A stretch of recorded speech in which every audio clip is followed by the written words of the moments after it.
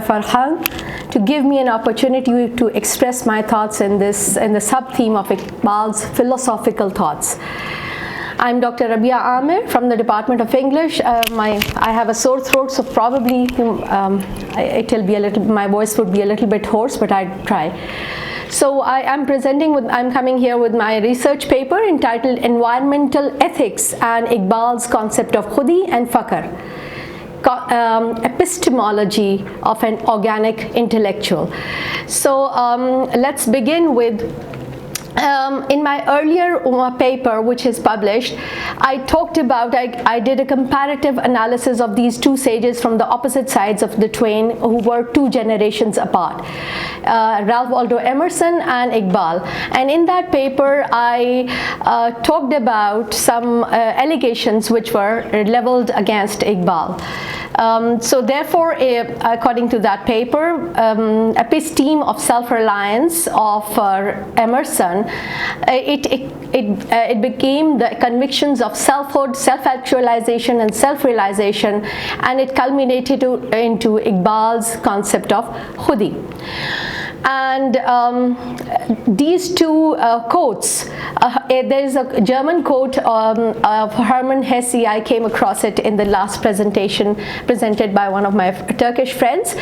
Hermann Hesse has similar views, as you can see on the screen also. Tara Charan Rastogi, in his book, in 1987 book, The Western Influence in Iqbal, he says, an influence may appear in the form of assimilation, stimulation, acquiescence, or revolt. Iqbal's genius assimilates some impressions, gets stimulated by some thoughts, acquiesces in some viewpoints, revolts in some opinions.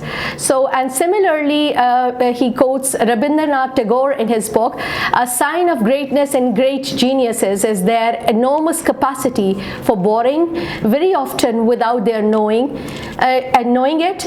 They have unlimited credit in the world market of cultures. Only mediocres are ashamed and afraid of borrowing, for they do not know how to pay back the debt in their own coin.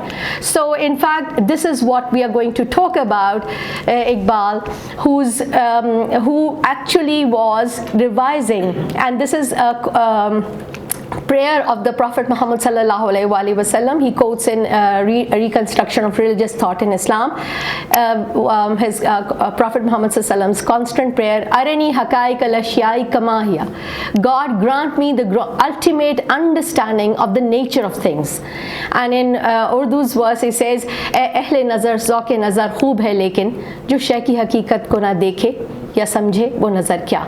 And in the then in fact, this is what my whole presentation is going to be about, that zahir ki aankh se na tamasha kare koi, ho dekhna to deedaye dilwa kare koi. I am calling him an organic intellectual from the East, and Iqbal's 2 concepts of Khudi and Faqr, they are actually a philosophical environmental ethics for modern times. Let's see how. So these 3 points you have to keep in mind: environmental ethics, Khudi, and Faqr. Let's define it. Environmental ethics is basically an ethics of resistance. Environmental ethics is an ethics of resistance which incorporates environmental justice, social justice, and economic justice as parts of the same whole, not as dissonant competitors. And we see philosophical ethics of resistance, as is quoted in Mazharuddin Siddiqui's book, 1964 book, The Image of the West in Iqbal. He quotes, Iqbal's primary interest lay in the ultimate verities of life and religious truths. And it was not only out of compulsion that Iqbal could not ignore philosophy. Otherwise, an eminent Musliman in his 1926 book, Iqbal says very categorically, I'm afraid that I have no philosophy to teach. As a matter of fact, I hate systems of philosophy, nor do I trust principles and conclusions of philosophy, he says.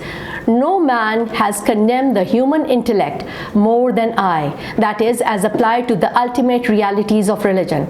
No doubt I talk of things in which philosophy philosophers also were interested. But with me, these things are matters of living experience and not of philosophical reason. So here we find philosophical ethics of resistance in Iqbal, that he is saying that it is not merely philosophical reasoning, but it is actually life experiences. So we find that only if it can be translated into a living experience, that is something which is Iqbal's philosophy, that incorporates environmental, social and economic justice. And that is why we see him saying, मेरी ज़िंदगी का मकसद तेरे दीन की सरफराजी, मैं इसीलिए मुसलमान, मैं इसीलिए नमाजी. And therefore Iqbal's philosophy was essentially philosophy of dynamism, of action, a philosophy which he claimed was founded on the hard rock of Quranic revelation. And this is quoted in Iqbal Singh's book, The Ardent Pilgrim.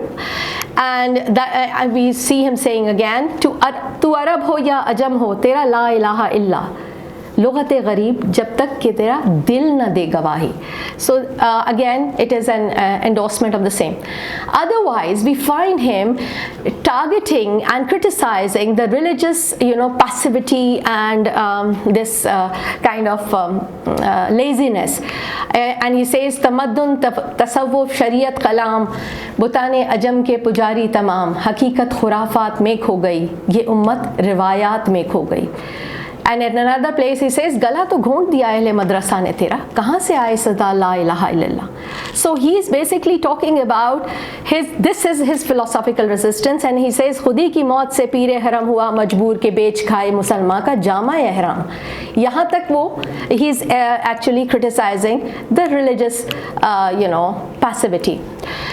So environmental ethics of resistance in the forms of Khudi, how do we see that? We see Professor Muhammad Munawwar's book Iqbal, and in there he talks about the tenets of educating humanity with Khudi. And he says a human being is shown of all attributes of humanity when he stoops down to the level of animal. For Iqbal, the real pedestal of human can only be achieved when one acquires Khudi. For if a human being is not endowed with the faculty of choosing either good, now this is a very interesting concept. It is not talking, he's talking about कि you have that ability, आपकी मर्जी है, आपकी मर्जी होगी,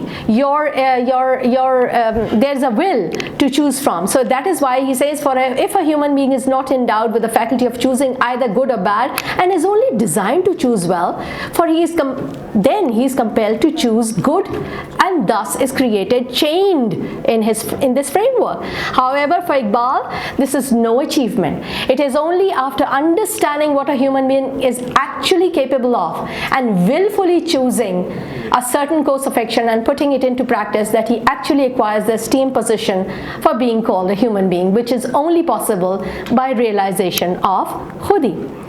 And that is why we see Nazir Kaisar in his book A Critique of Western Psychology and Psychotherapy in Iqbal's Approach, and Iqbal's Approach in 1994 book, he says, for Iqbal the reality is spiritual and no duality of mind and body as we see in philosophy.